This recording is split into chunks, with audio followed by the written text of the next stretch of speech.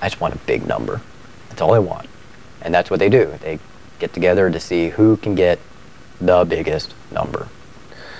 In real terms, I don't think most people ever get to experience anything, and I hope they don't experience anything like what 175 decibels is like. I don't think there is a reference outside of maybe perhaps a rocket taking off. You know, when you feel the insides, your insides shaking, you know, I just don't think there's any other reference point. And I won't put myself through it because I value my hearing too much. It's just a steady tone, like blah. That's it. So they'll do that for 5 seconds. Blah. On your mark, go! Go!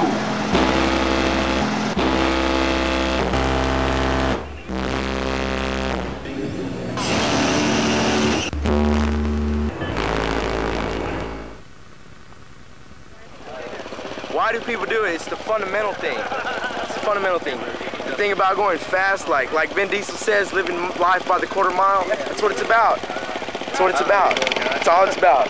It's like racing cars. Why do guys like to drive fast? It feels good.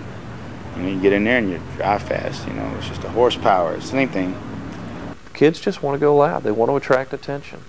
And the louder they can go, the more attention they'll attract. And these vehicles are louder than any vehicles in the world. I mean, think about it. You got kids driving down the street everywhere, 2 in the morning, with their windows down, with it cranked up, because they want to annoy the world, you know?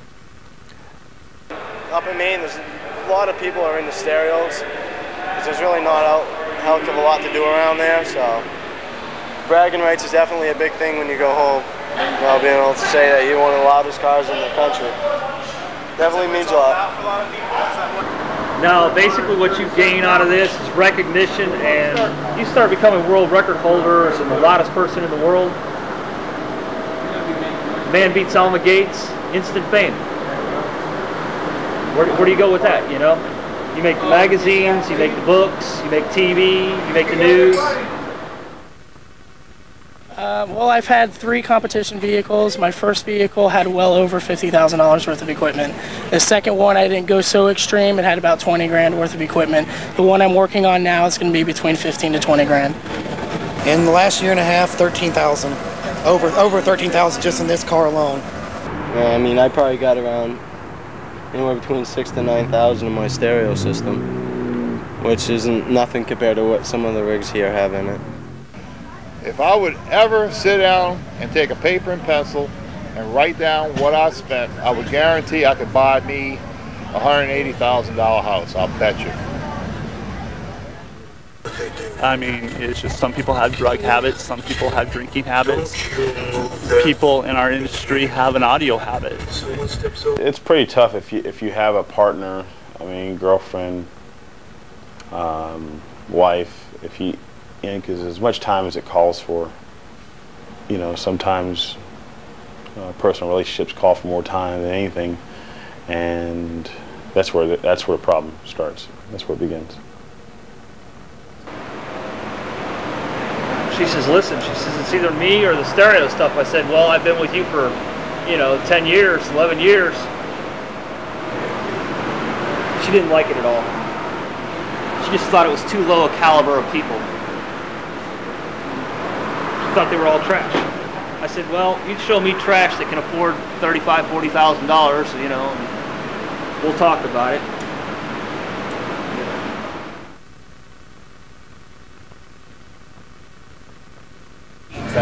Oh, why in the world would any person in the right mind put this kind of system in a car?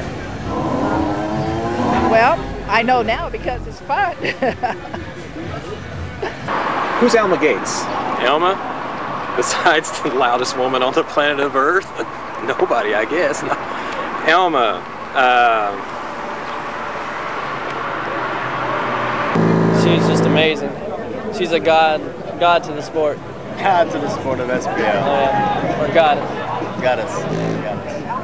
Alma has been a great relationship. She's been an idol. She's been an entrepreneur, I mean, of this sport for me. If it wasn't for her, I wouldn't be here today. Alma is a legendary competitor. She's been so successful at this, and she's endeared herself personally to so many people. She's well funded. She has tremendous manufacturer support. You know, her vehicle is basically shipped around the country, and she has people, full-time employees that are working on it on a continuous basis.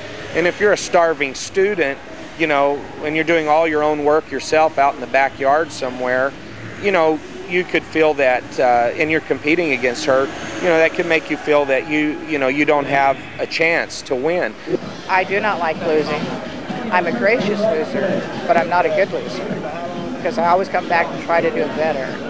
And that part of being driven is something that most people not close to me do not know, because I put up a good front. To actually compete against Alma Gates was like a dream come true. There's a many of days I would imagine, just only could imagine, that we could pull in the lane at the exact same time.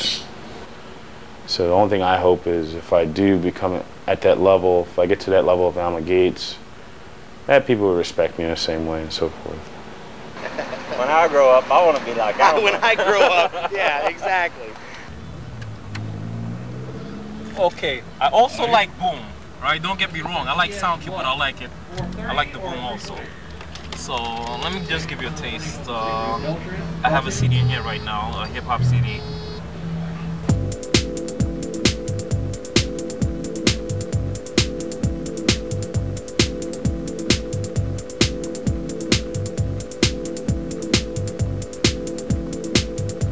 You want more?